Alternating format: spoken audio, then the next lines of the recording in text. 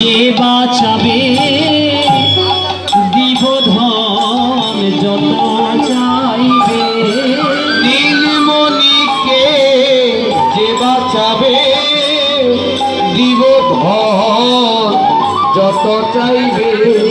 সর্বস্ব করেছি মই সর্বস্ব রেখেছি মই। তাই প্রচার করে দিলেন, আমার পুত্রকে যে বাঁচাবে আমার অর্ধেক রাজত্ব তাকে দান করে দেব। এই কথা শুনে হাতির পিঠে ঘোড়ার পিঠে কত কবিরাজ কত বৈদ্য আসছে গোবিন্দকে সুস্থ করবার জন্য। গোবিন্দকে সুস্থ করবার জন্য কত বৈদ্য কবিরাজ আসছে।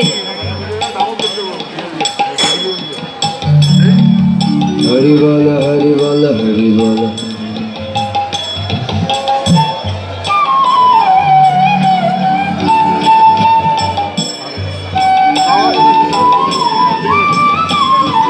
ত্রিভুবনের বড় বড় বৈদ্য কবিরাজ হাতির পিঠে ঘোড়ার পিঠে আসছে, কিন্তু কেউ গোবিন্দের রোগ ধরতে পারছে না। যিনি জগতের ব্যাধি মোচন করে, তার রোগ ধরতে পারে এমন শক্তি কারো কাছে আছে? কেউ ভগবানের রোগ ধরতে পারছেন না। তখন গোবিন্দ এবার যোগমায়াকে আশ্রয় করলেন। যোগমায়া হলেন লীলা শক্তি, স্বয়ং আদ্যা শক্তি মহামায়া। এবার ভগবান তাকে স্মরণ করলেন।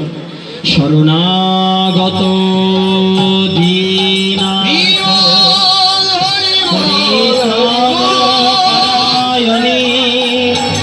সর্বে সারতি হরি দেবী নারায়ণী নমস্তুতে।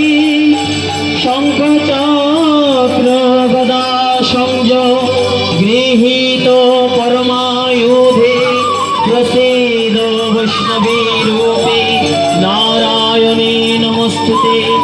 সর্বমঙ্গল মঙ্গলে শিবে সর্বার্থ সাধিকে শরণ্যে ত্র্যম্বকে গৌরী নারায়ণী নমস্তুতে।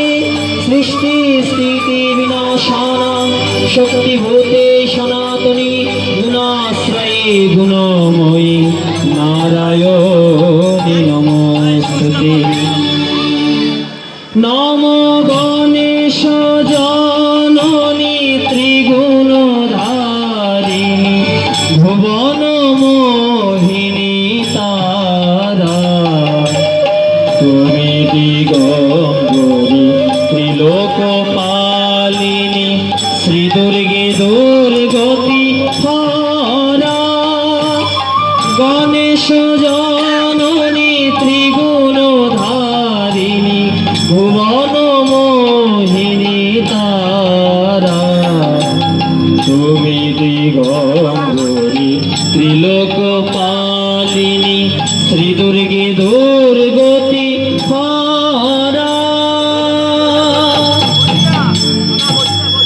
এইভাবে গোবিন্দ যখন মা যোগমায়াকে স্মরণ করলেন, বৃন্দাবনের যতেক লীলা সব যোগমায়া আশ্রিত লীলা। তখন যোগমায়া ভগবতী দেবী পূর্ণমাসী, যোগমায়া ভগবতী দেখি পূর্ণমাসী। আস্বাদয়ে কৃষ্ণ লীলা বৃন্দাবনে আসি। আস্বাদয়ে কৃষ্ণ লীলা বৃন্দাবনে আসি। স্বয়ং মা যোগমায়া এসে বলছেন, গোপাল তুমি আমায় স্মরণ করেছ, বলো তোমার লীলায় আমি কি সেবা করতে পারি। গোপাল বলছে, মা আজ আমি রাধারানীর কলঙ্ক ভঞ্জন করবার জন্য আমাকে তুমি বৈদ্য বেশে সাজাই দাও মা। তখন যোগমায়া তার মায়া বলে গোবিন্দকে আজ বৈদ্য বেশে সাজাইয়ে দিচ্ছে। কেমন ভাবে? কালা চাঁদকে পরাইল বৈদ্যের বসন, কালা চাঁদকে পরাইয়ে দেয় বৈদ্যের বসন। কালা চাঁদকে পরাইল মা বৈদ্যের বসন। কালা চাঁদকে পরাইয়ে দেয় বৈদ্যের বসন। আর মাথায় দিল ফেটি মাথি করিয়া যতন। কত এটি বাদে হইয়া যতন আর কাঁধে দিল ঔষধের ঝোলা কপালে তিলক কান্দে দিল সদের জোলা কপালে তিলক কাঁধে দিল ঔষধের ঝোলা কপালে তিলক কান্দে দিল সদের ঝোলা কপালে তিলক অপরূপ সেজেছে গোপাল জোড়ায় মায়ের চোখ অপরূপ দেখে গোপাল জোড়ায় মায়ের চোখ মা যোগমায়া গোপালকে বৈদ্যের বেশে সাজাই দিলেন, মাথায় একটা ফেটি বেঁধে দিলেন আর কাঁধে দিলেন একটা ঔষধের ঝোলা, আর সেই ঝোলায় দিলেন মা যোগমায়ার সমস্ত শক্তি। এইভাবে বৈদ্যের বেশে গোবিন্দ আমার বৃন্দাবনের বনে বনে ভ্রমণ করছেন।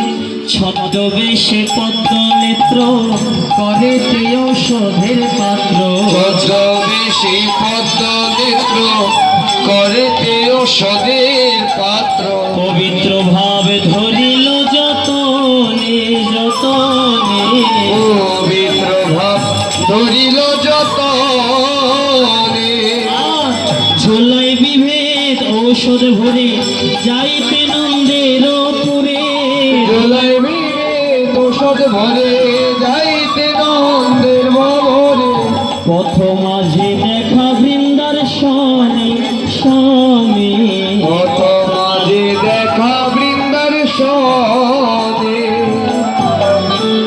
আজকে গোবিন্দ বৈদ্যবেশে যখন বৃন্দাবনে ভ্রমণ করছেন, এমন সময় পথের মধ্যে দেখা হয়ে গেল কার সাথে?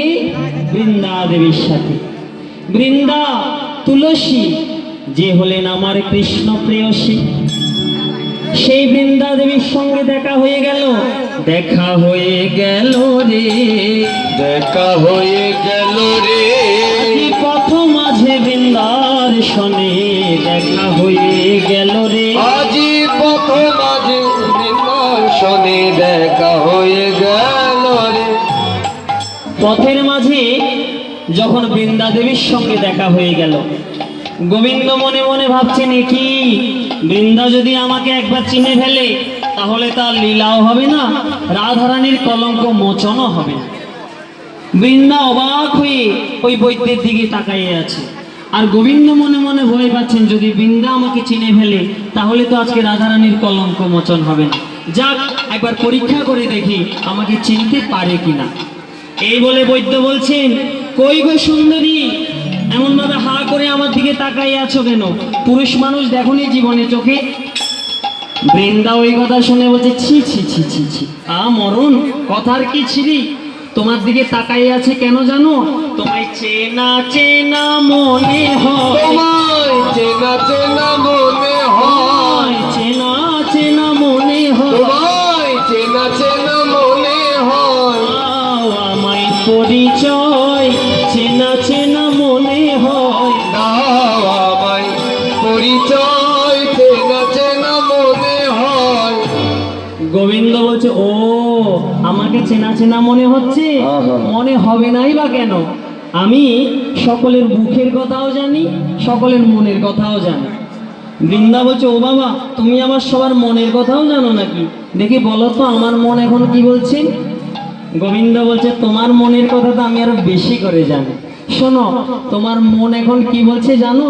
পথে যদি বৈদ্য পাই তারে লইয়ে ঘরে যায়, পথে যদি বৈদ্য পাই তারে লইয়া ঘরে যায় যাবো আমি নন্দের আলয়ে, যাবো আমি নন্দের আলয়ে তুমি মনে মনে ভাবো তাই, মনে মনে ভাবো তাই পথে যদি বৈদ্য পাই মনে মনে ভাবো তাই। পথে যদি বৈদ্য পাই মনে মনে ভাবো তাই বৃন্দা মনে মনে চিন্তা করছে, নাকি আমার মনের কথা বলে দিল, এ তো সাধারণ মানুষ নয়।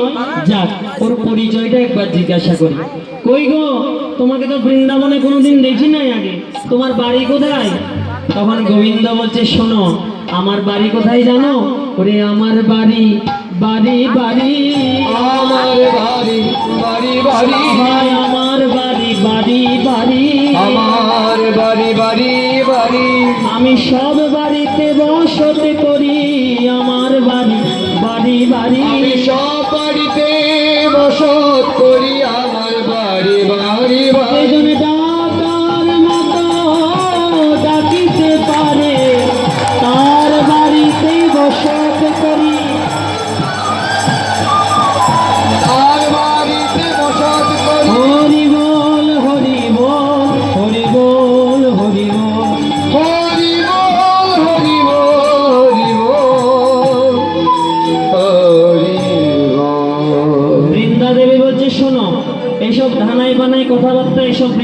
চলবে না।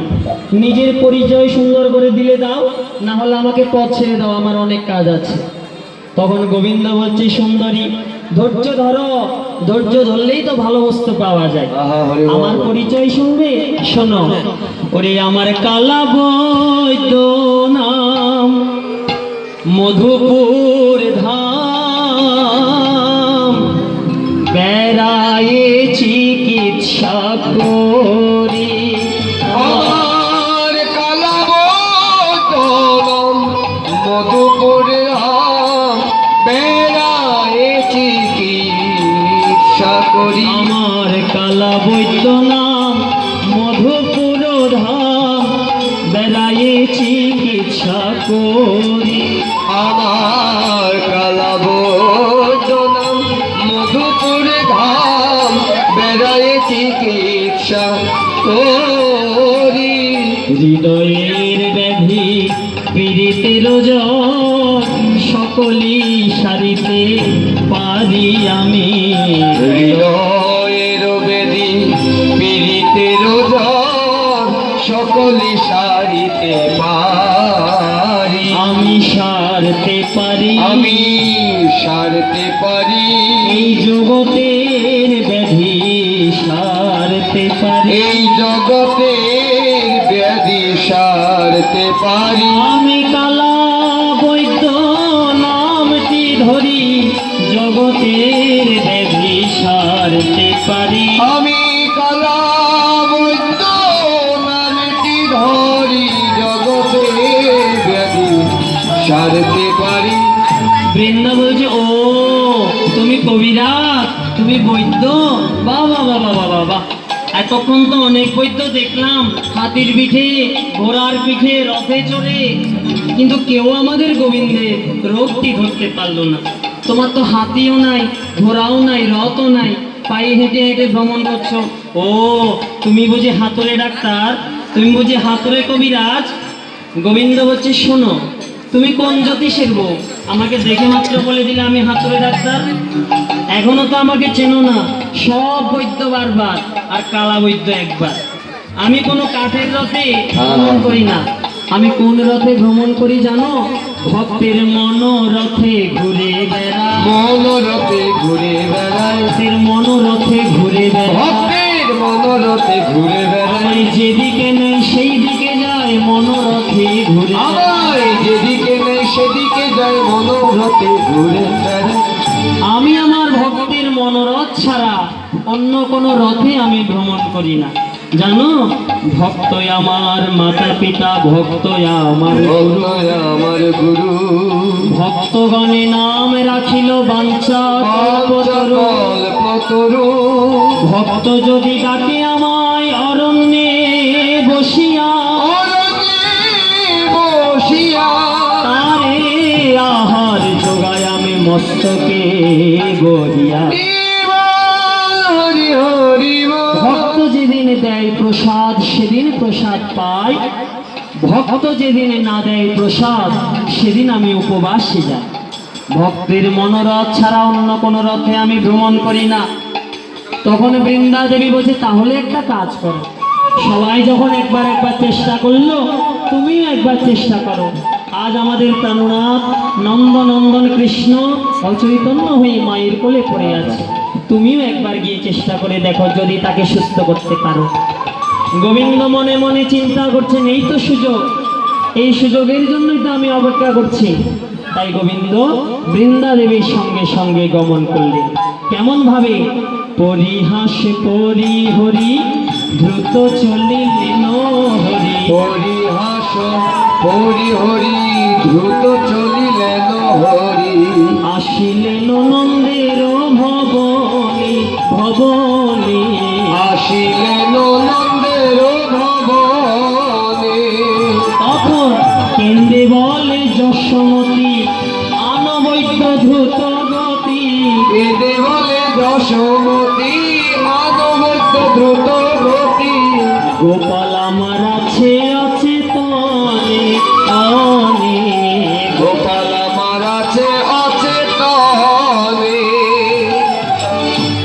এবার বৈদ্য নন্দমহলে গিয়ে মা যশোদার চরণে প্রণাম করলেন। মা প্রণাম তব চরণে। আহা এইভাবে যখন বৈদ্য প্রণাম করলেন, চমকে উঠলেন মা যশোদা। যেই মা বলে ডেকেছে, মা যশোদা নয়নে জলে ভেসে ভেসে বলছেন, এলি নাকি রে, এলি নাকি রে আমার গোপাল, এলি নাকি রে।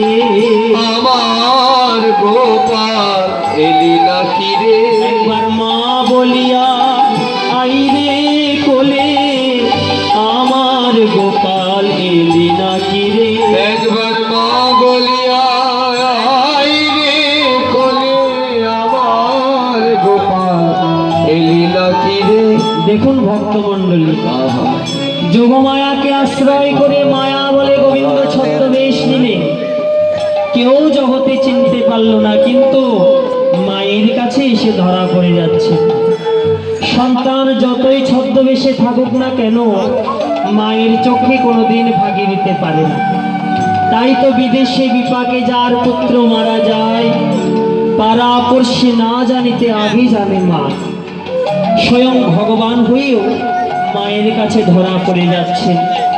যে মা বলে ডেকেছে, সেই শব্দ শুনে মা যশোদা বুঝতে পেরেছেন আমার গোপাল এসেছে।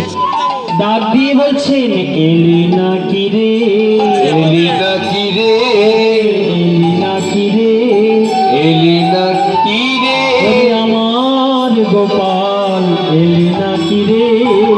আমার গোপাল, এলি নাকি রে। আর মা বলিয়া আই রে কোলে, আমার গোপাল এলি নাকি রে। একবার মা বলিয়া আই রে কোলে, আমার গোপাল, এলি নাকি রে। গোবিন্দ মনে মনে চিন্তা করছেন, মা যদি আমাকে চিনে ফেলে, তাহলে তো আজকে রাধারানীর কলঙ্ক মোচন করা যাবে না। তাই গোবিন্দ ছলনা করে মা যশোদাকে বলছে, মা আমি তোমার গোপাল নই মা, ও গো ব্রজেশ্বরী। আমি তোমার গোপাল নই মা, ও গো ব্রজেশ্বরী। কালা বৈদ্য নামটি আমার, মধুপুরে বাড়ি। কালা বৈদ্য নাম কি আমার, মধুপুরে বাড়ি। জগৎপতির ব্যাধি সারাতে এলাম, জগৎপতির ব্যাধি সারাতে এলাম। যিনি জগতের ব্যাধি সারায় বেড়ান, জগৎপতির ব্যাধি সারাতে এলাম। যিনি জগতের ব্যাধি সারাই বেড়ায়, জগৎপতির ব্যাধি সারাতে এলাম। মা যশোদা বললেন, ও তুই আমার গোপাল নয়? আসলে আমার গোপালের অঙ্গ গঠনের সাথে তোর অঙ্গ গঠনের একেবারে সাদৃশ্য রয়েছে। ওরে বয়সে বরণ অঙ্গের গঠন, ঠিক যেন আমার গোপালের মতন। বয়সে অনয় অঙ্গের গঠন, ঠিকই যেন আমার গোপালের মতন। বৈদ্য বলছে, মা আমার গায়ের রংটা কালো তো, তাই আমার নাম দিয়েছে কালা বৈদ্য। তাই মা যশোদা বলছে, আচ্ছা তোর মুখে কেন ননির গন্ধ, মনে আমার লাগে সন্দেহ। তোর মুখে কেন ননির গন্ধ, মনে আমার লাগে সন্দেহ। এমন ননি বৃন্দাবনে আর কেউ বানাতে পারে না, আমি বানিয়ে আমার গোপাল সেবার জন্য গোপালের সেবায় লাগাই। তাই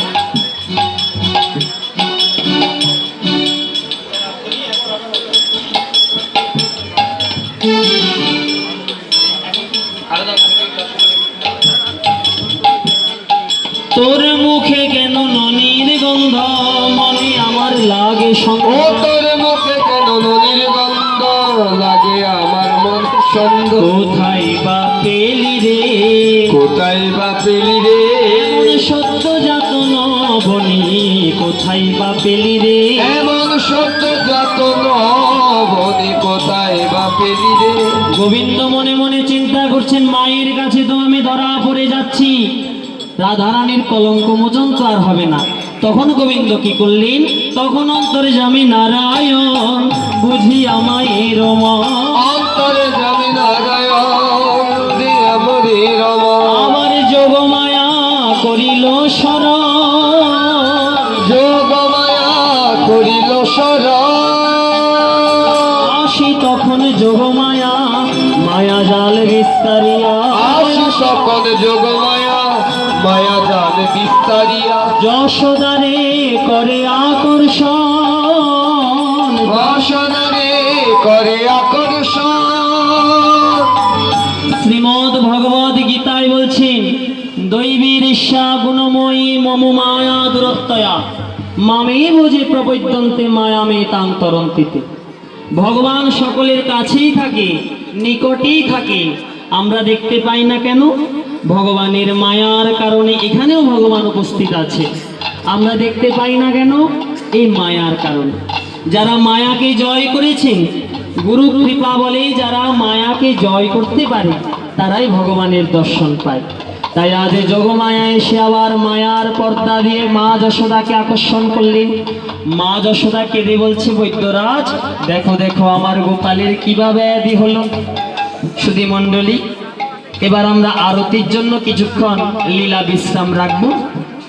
5 মিনিট আছে।